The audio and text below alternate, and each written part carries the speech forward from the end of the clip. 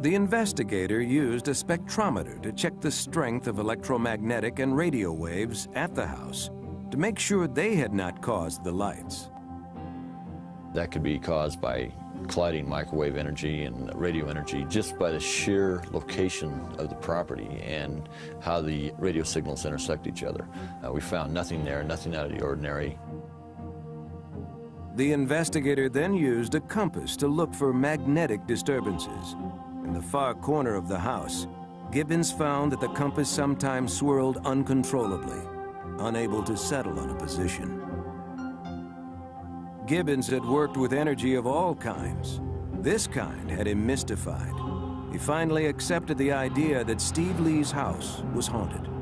The amount of seemingly random energy and the number of faces in the mirror made him wonder if the log cabin might be sitting atop a spiritual passageway from this world to the next, a so-called portal of famous Hopi Indian legends. The Native American Indians have prophecies of rainbow winds, which is a dimensional portal that they can travel through. Portals and things like these have a significance as pathways and conduits that spirits travel through. Steve Lee still refused to believe that his home could be haunted, but the portal legend intrigued him. He contacted Dennis Hauck, an investigator of haunted houses who knew about portals. Hopi Indians and people who believe that in the Black Forest area, which goes back quite a long way, that there is traditionally some type of portal that was open to the other side, and literally hundreds of spirits have gone through. Lee invited Hauck to examine his home. The investigator arrived with an infrared camera capable of revealing energy on film. It shows gradients of invisible energy as different colors. Hauck took infrared pictures around the house and collected what he considered possible proof of a ghostly presence. We get all these types of energies when we take pictures on the Lee property. Then if we look at them, enlarge them, without enhancing them in any way, just enlarge them, there's pictures of faces, really truly identifiable pictures of faces. These really are faces of entities or some type of energy forming. They're within these electromagnetic or infrared phenomena that we're picking up. The strange energy depicted on the infrared film surprised even Hauck. Steve Lee still had no earthly explanation for the strange apparitions.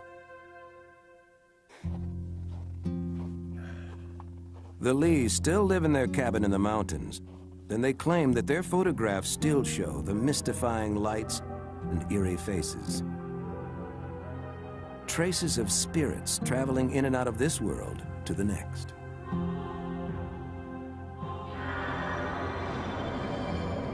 Is the Lee house filled with spirits moving through a legendary portal?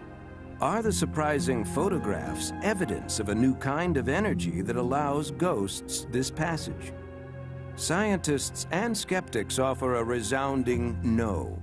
Tom Flynn, a photo expert, believes many of the anomalies on the photos have logical explanations.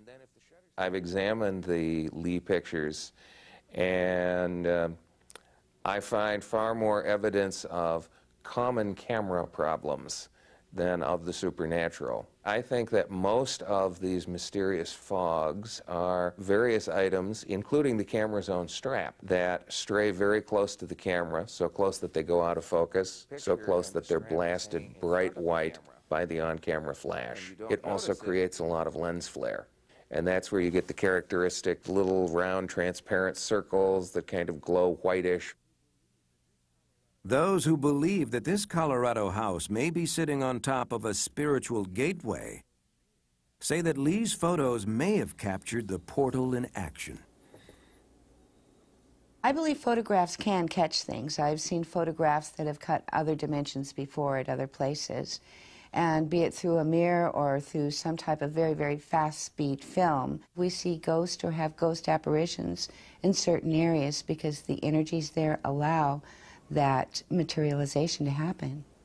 Physicist Leon Letterman argues that if believers say there is an energy portal at the Lee house, then they must base their claims on accurate principles of science, not ghostly photographs.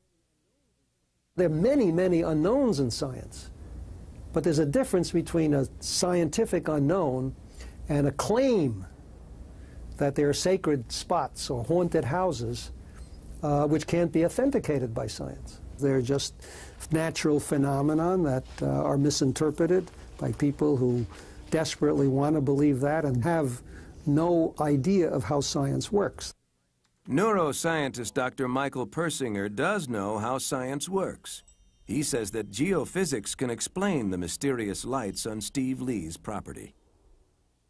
When you have geophysical forces focused, even small ones, little teeny ones from the point of view of geophysics, but when you focus them into a small space for a brief time, you can get tremendous magnetic fields generated.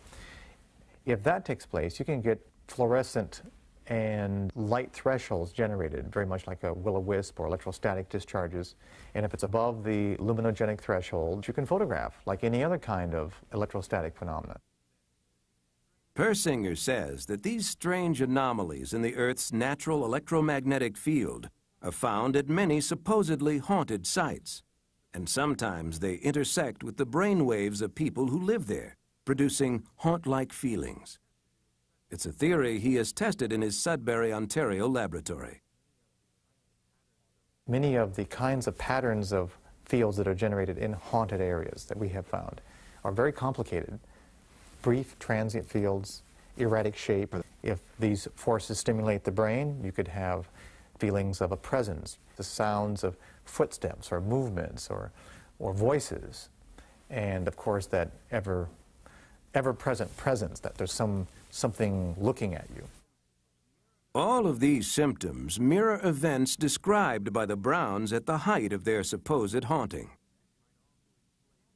This might also explain why Beth Batesel is not able to escape the ghosts that have haunted her for more than 20 years. Certain highly creative people are more sensitive to these mysterious geophysical forces than others, a fact that for many believers justifies their claims of ghostly encounters. Even though people are sensitive, it does not mean that they're crazy. It surprises me the number of people that have come out of the woodwork to tell me about a light that they've seen in a dark room or a deceased relative that has come back to visit them. And so that this is a much more common phenomenon than we think, but people are hesitant to talk about it because of the implication of some kind of psychopathology. Some skeptics think that belief in ghosts persists even in the face of scientific skepticism because it stands as such a deeply held cultural belief. In a sense, ghosts are in people's heads, but in another sense, culturally and socially, they do exist for them, and indeed for many other people in that society. They're human constructs. So is music, so is poetry. I mean, we have to accept these things, these ghosts, all to be respected as creations of the human mind. Believers object to the idea that ghostly encounters are creations of the human mind. Rather, they insist that hauntings deserve respect because the restless spirits are real. When you come face to face with it, then you have to deal with it as